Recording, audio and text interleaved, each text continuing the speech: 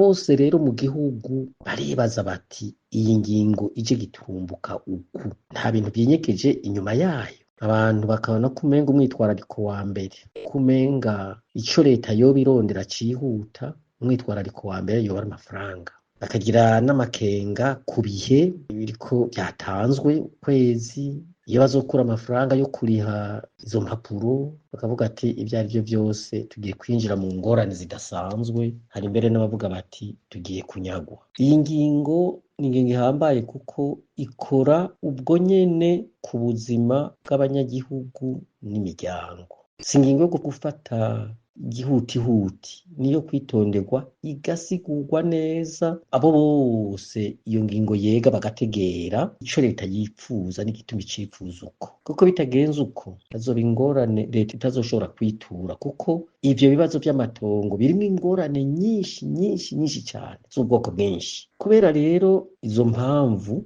n'izindi ko jewe mbona vyokorwa kandi bikaba ngirakamaro, nuko leta yohagarika iyo ngingo ikabanza ikarondera ingene isigurira abo bose bafise amakenga, kugira ayo makenga agabanuke ahere mbere no guhera, babone ko ari ku nyungu yabo iyo ngingo yafashwe, atari ku nyungu y'abantu bakenya boba binyegeje inyuma y'iyo ngingo. Ni ikintu gihambaye cane, basigurirwe ingene bazotanga impapuro bari bafise, ingene zizobikwa baronse bigoranye, ibihe bazoronkeramwo izo nshasha, aho bazokura amafaranga bazoriha, kuko hari abazosanga bariha miliyoni 3, 4, 5 mu bukene buhari ubu.